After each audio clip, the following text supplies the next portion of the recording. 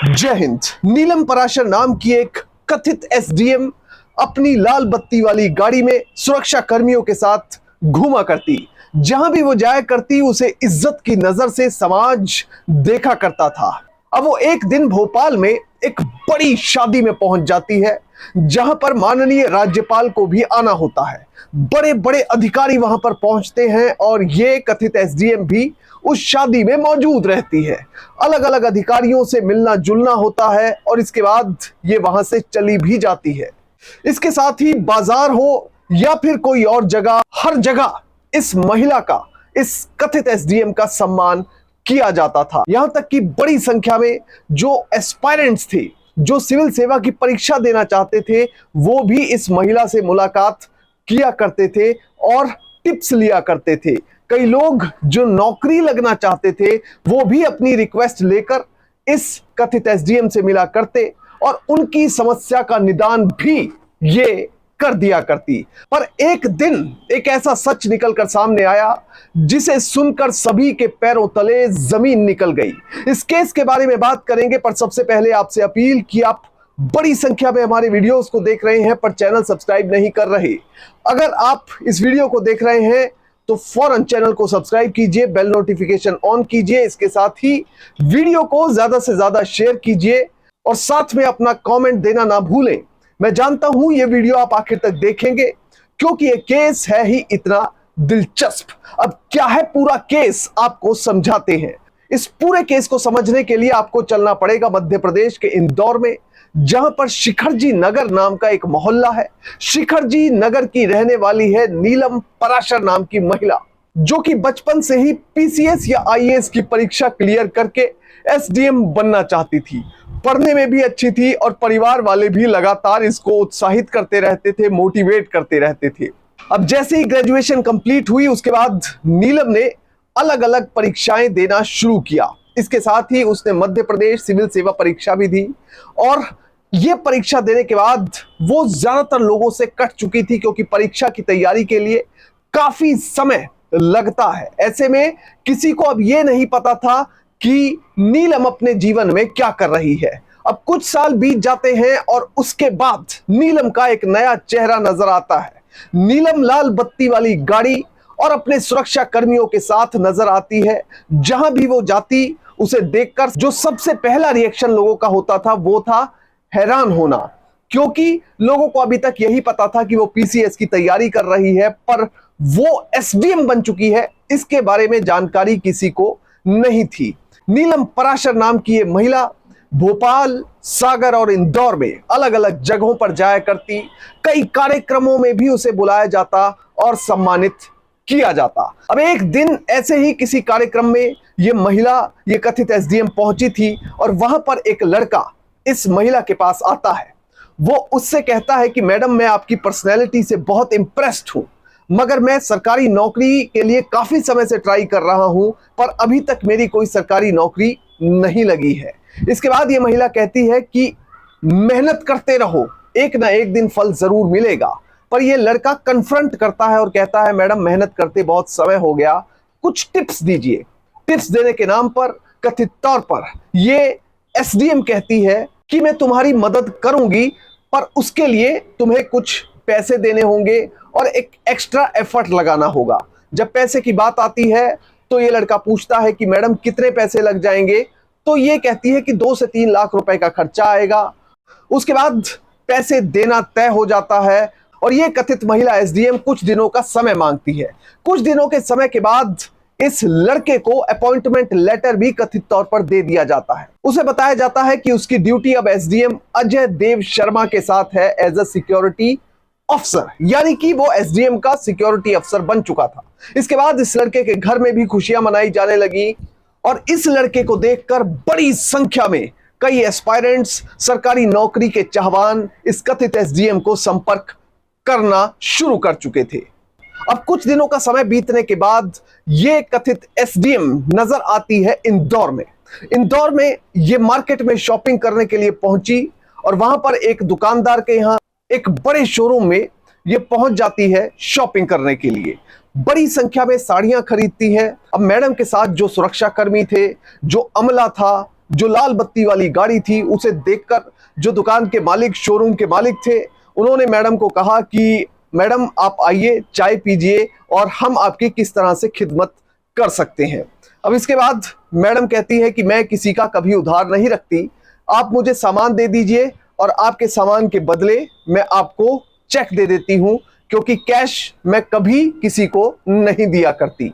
इसके साथ ही ये कथित एसडीएम नसीहत भी देती है दुकान वाले को कि आप कैश में कम से कम काम किया करें और ऑनलाइन में ट्रांजैक्शन ज्यादा से ज्यादा रखा करें, ताकि सरकार को पता लग सके कि कौन सा बिजनेसमैन, कौन सा व्यक्ति कितना पैसा इधर से उधर कर रहा है।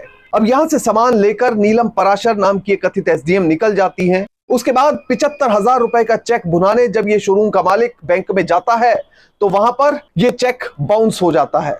पता लगता है कि मैडम के खाते में इतने पैसे नहीं हैं। शुरुआत में ये व्यक्ति सोचता है कि हो सकता है कि मैडम को इस बारे में जानकारी ही ना हो कि उनके खाते में पैसे खत्म हो गए हैं और उन्होंने गलती से मुझे चेक दे दिया है।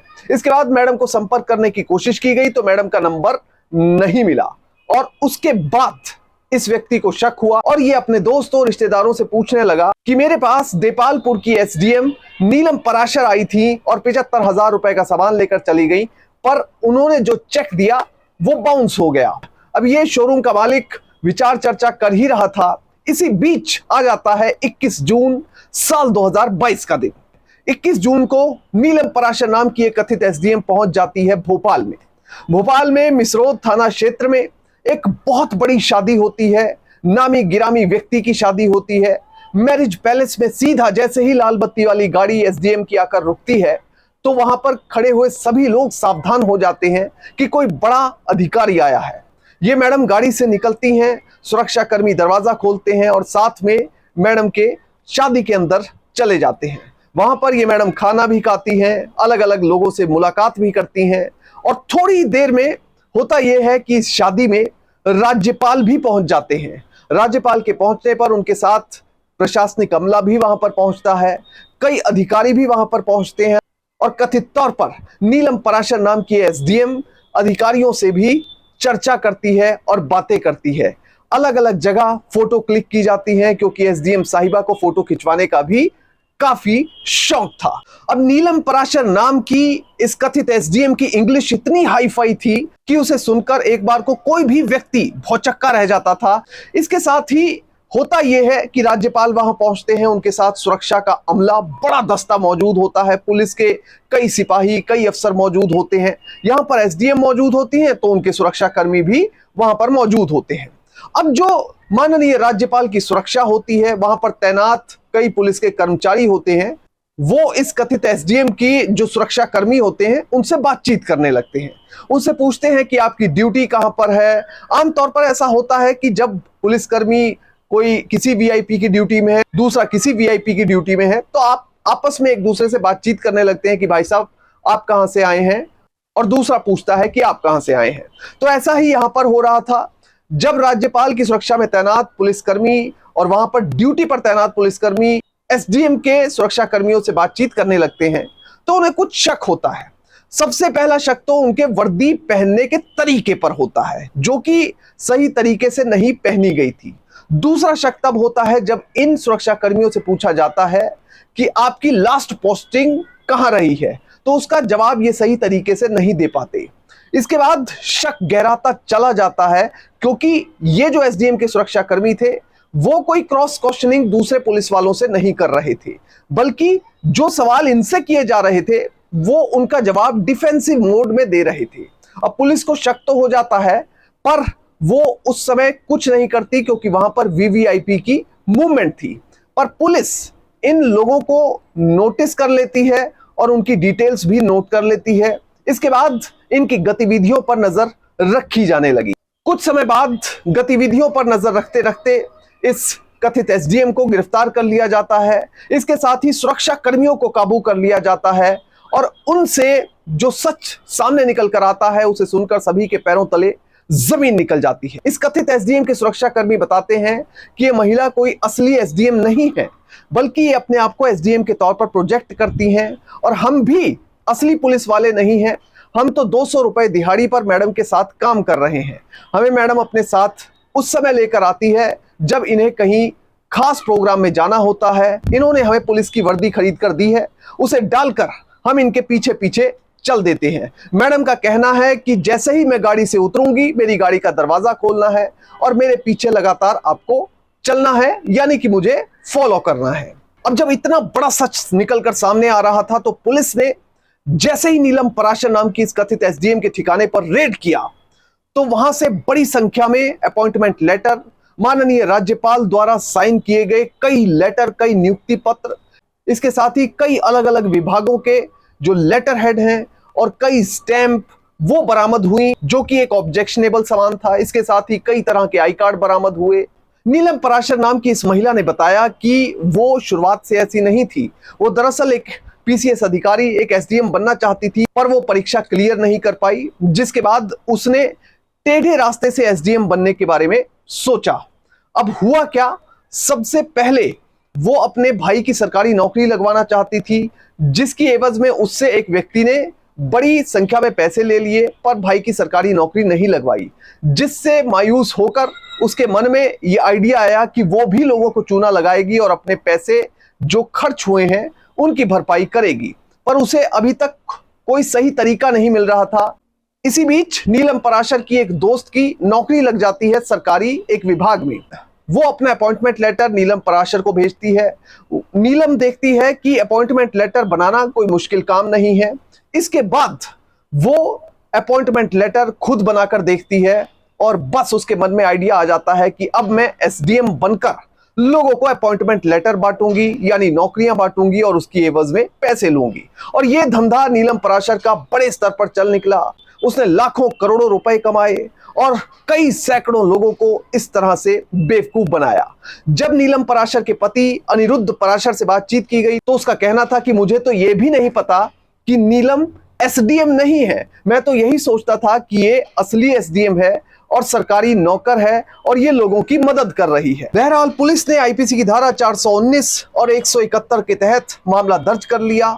आईपीसी की धारा 419 की बात करें तो इसमें पर्सोनेशन द्वारा फर्जीवाड़ा करने के लिए सजा दी जाती है, जिसके तहत 3 साल की सजा होती है, या जुर्माना होता है, या फिर दोनों होते हैं। इसके साथ ही आईपीसी की धारा 171 के तहत यदि कोई व्यक्ति कपट करने के इरादे से पब्लिक सर्वेंट की यूनिफॉर्म पहनता है, तो उसे 3 महीने तक की सजा हो सकती है, या जुर्माना हो सकता है, या दोनों हो सकते हैं।